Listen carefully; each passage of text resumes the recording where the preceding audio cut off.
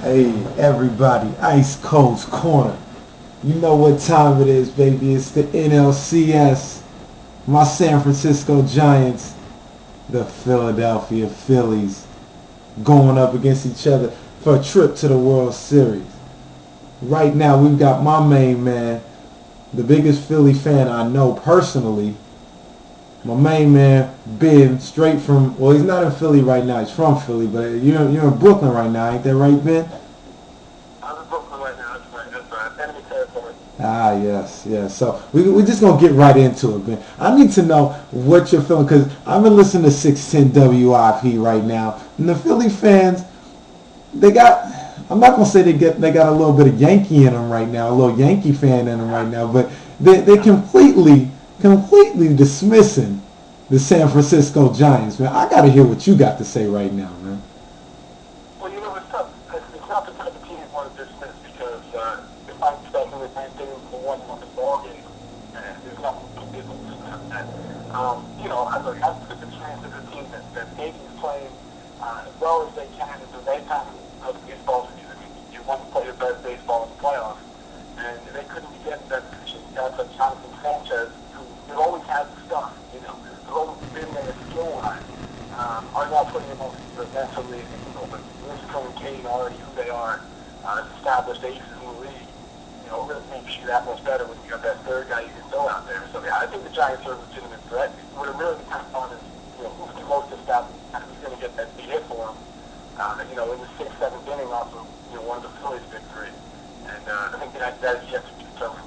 Yeah, definitely. And I give the Philly fans and the Philly guys, you got the Howard Eskins, kind of dismissing the Giants. It's all good, but I understand. I mean, they got games out there, Giants games out there don't start till 10 o'clock at night, and I'm sure they're not waiting up all season saying, oh, let me watch the Giants game.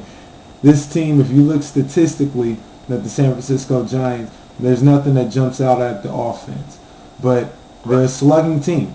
I mean, and I think that's what gives them a chance, especially on the road in a place like Citizens Bank Park, because what they really do is they wait around for a certain opportunity. They don't even take advantage of every opportunity, but they wait around for the pitchers to make a mistake, leave one high, and then you've got guys. They got 1 through 8 can legitimately go yard on you. So that's really what they're looking at. That's what they're waiting for. The battle is going to be between these two pitching staffs. I think the Phillies offense definitely. I'll tell you this. I think they definitely have the advantage on offense. I'm not going to discredit that, but I think this is not. I almost want to say they're kind of going off a reputation right now. Because if you look at the numbers, the Philly offense, I know they've had a lot of injuries and everything, but Howard isn't hitting the way he normally does. J. Roll is hurt. And it's more so reputation than it was, I'll say, the last 2 years. What do you think about that? Oh, absolutely. Last year, was one of the top 6 teams in baseball in run score, leading the National League both those years. Many have been the last 3 years, to be honest with you, if you check back. So, I mean, yeah, the team hasn't put up the same numbers, but a lot of it has to do with staying healthy, like you said. I mean, they have their 1 through 9 lineup, or 1 through 8 lineup. I think like a total of 16 or 18 games this season, including the playoffs now. Yeah, So you're talking about 160 game season to be constantly mixing and matching. Wilson, Valdez, Schneider, these guys who are, your everyday bench guys, your utility players who are getting 85 months this year, in Wilson Valdez case, who ended up from short to second. Your production is going to be down. But, a lot of it has to do with if Jason Worth wasn't hitting under the Mendoza line, the runner's scoring position, he'd have had 120 RBIs. He'd have been a $22 million man next year, somewhere. It won't be Philadelphia. And then the Phillies put up that many more runs. Well, I'm looking at, I've got some good stats in front of me, man.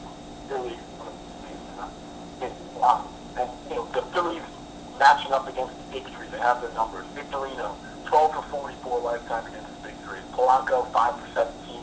Up 12 for 46, 261. But it really doesn't get glamorous. Howard, right around his career, I was actually, because it's a Jason Worth and Romo Barnes.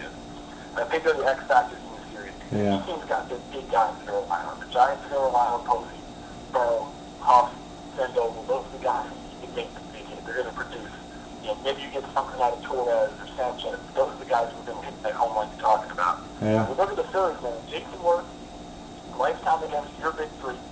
Winston, Keenan, Sanchez, 4 for 24, buck 66. 1 home run, 3 walks, and 11 Ks. Huh. Raul Ibanez, worse. 2 for 19, 105 average, 4 walks, and 11 Ks. So you're talking about two guys are 5 and 6 in the lineup who are really going to need to produce just as we can finish that series that goes Philadelphia's way. Right. Another big thing that they have with the new decision to have Sanchez go in Game 2 as a Giants fan.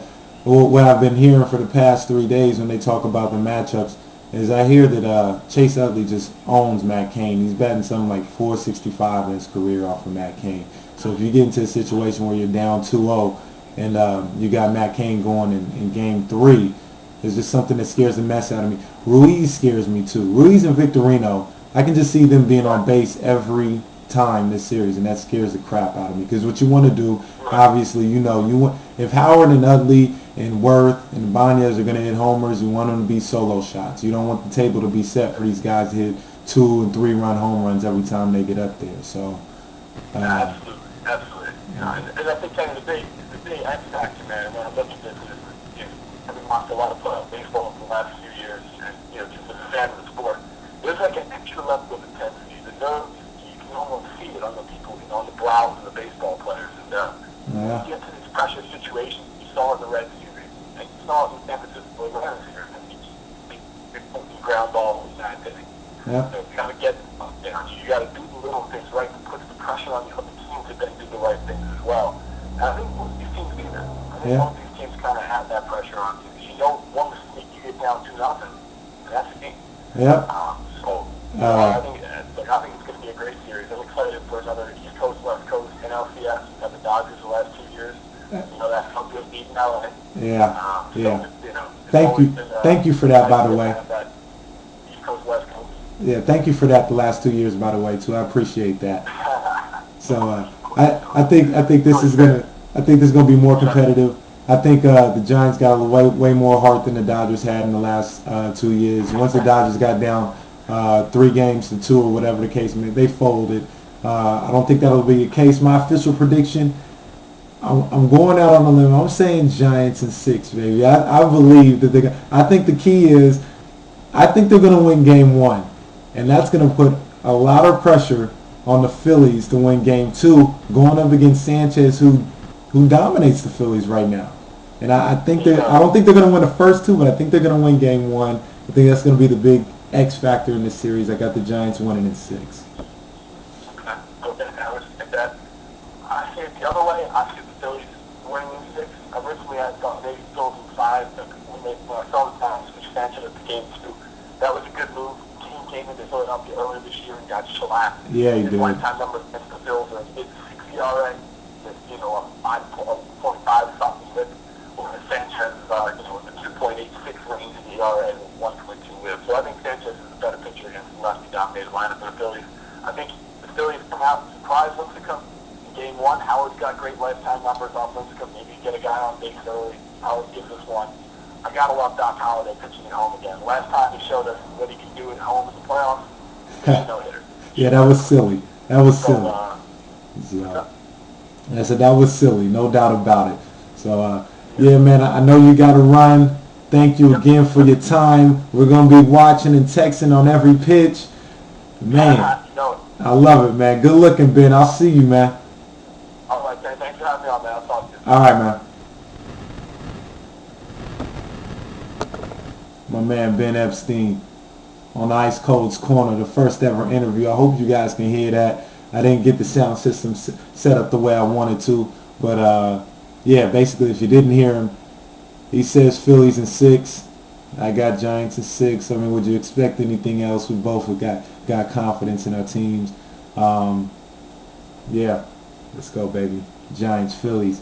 You're going to be seeing me. I'm hyped, baby. I'm ready to go, baby. Let's start right now. We're like 2-3 days away, and I'm ready to go right now, baby. Giants, Phillies. You're going to hear from me. All right, baby. Be good.